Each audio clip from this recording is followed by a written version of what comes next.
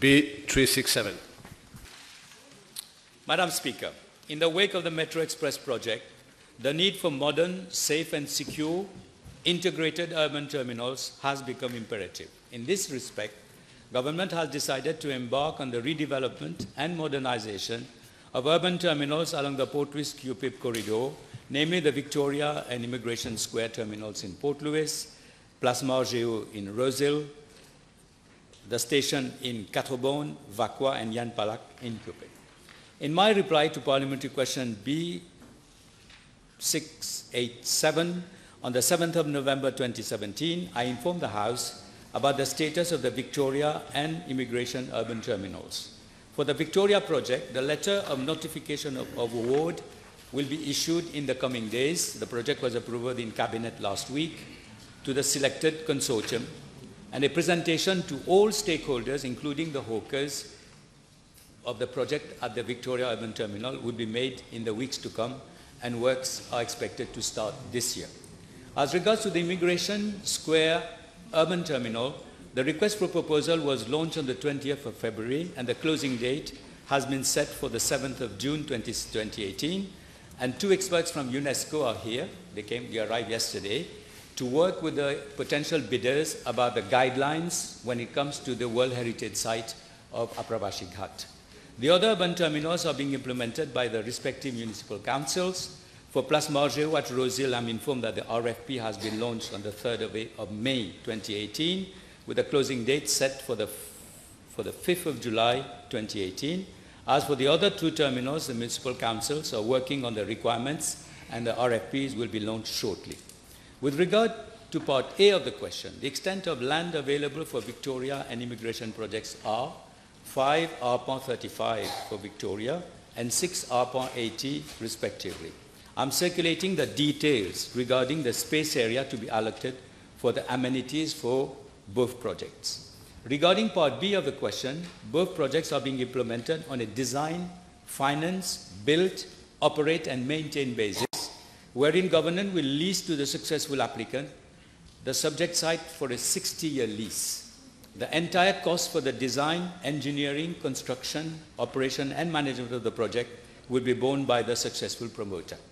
As regard to part C of the question, the space to be allotted for vendors' stalls to be rented by the City Council of Port Louis will subsequently allocate the stalls to the vendors. I'm informed by the City Council that the list of hawkers to be accommodated in the urban terminals has already been drawn by the Council, and usually the basis of allocation of stalls is done by drawing of lots.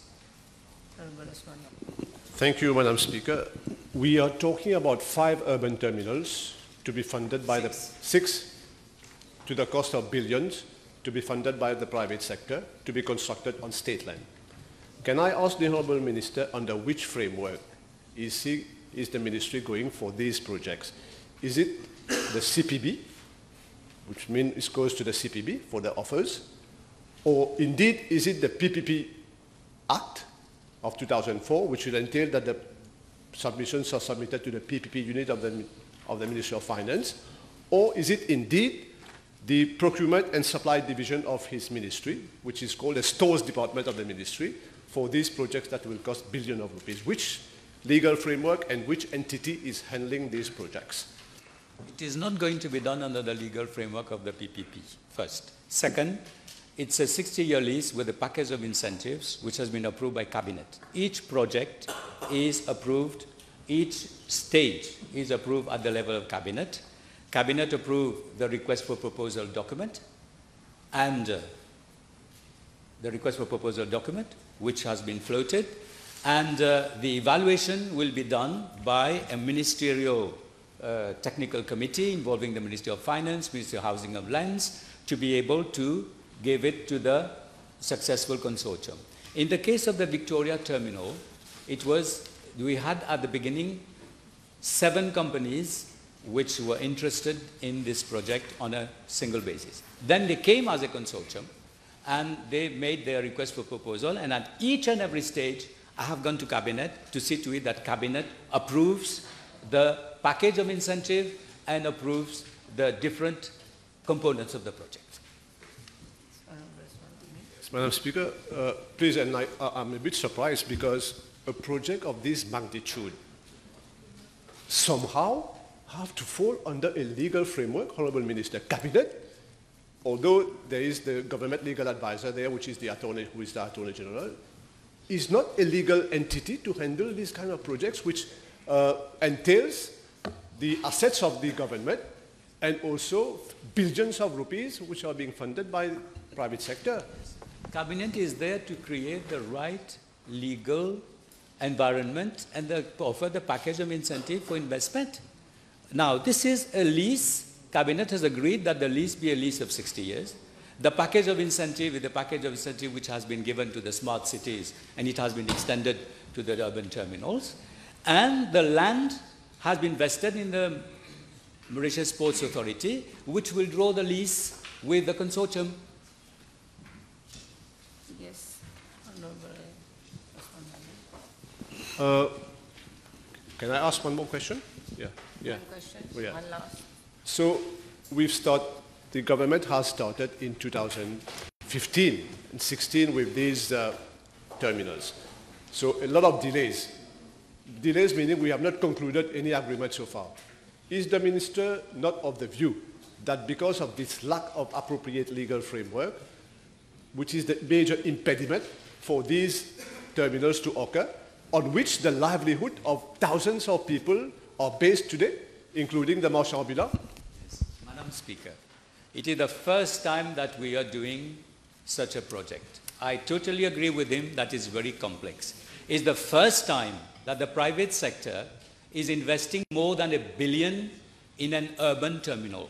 The urban terminal concept is the concept of this government. They were building a railway line. We are re-engineering the whole urban landscape from Cupip to, and we are going to present the project of Victoria. It is an extraordinary project. And what I'm telling, what we are here, the government is here to create an environment for private investment and give the proper incentive. Why have we taken time? We have taken time, it is because we have been doing it for the first time. If it had been for a hotel, we would have given a lease and the hotel would have been built. Here, we are involving 7 different companies. We have a passenger terminal for trains, passenger terminal for buses. We have to host 1,000 hawkers. We have to have a food court. We have to renovate a building, which is an old stone building, which is costing 300 million. We have to create a space which goes with the taxi people and the space which goes with modern Mauritius. So it's a colossal project. That's why it is taking time. And we had to build a trust with the 7 companies so that we have a project. And we will present the project next week. And you will see it has been presented to Cabinet. Then we will see it's a jewel of 1.4 billion rupees, madam. Yes, last question. Honorable Sewaksin, last question. Thank you. Thank you, madam. Listening to the Honourable Minister's reply, it feels so good that these things are happening. May I ask the Honourable Minister, coming soon, the Honourable Minister, when this project, the urban terminal project, will come into Cupip? I still remember when we were in government, we discussed a lot about it, and we have a big problem of congestion in Cupip. I humbly request the Minister, in collaboration with the Ministry of Local Government, if they can treat this project soon in the constituency. Why have we given priority to Victoria? Because Victoria is the place where the train is coming in September 2019 from Rosehill. And the second one is Rosehill, where at that Place Bargeo, we have already floated the request for proposal. And I am convinced that a lot of private sector companies, local and international, would be interested in this project. Now, when it comes to Cupip, we have been talking about this for a long time. We will very soon prepare the request for proposal for Yan Palak, because Yan Palak has an extraordinary potential of above 12 arpents, and it is going to be the terminal for the south.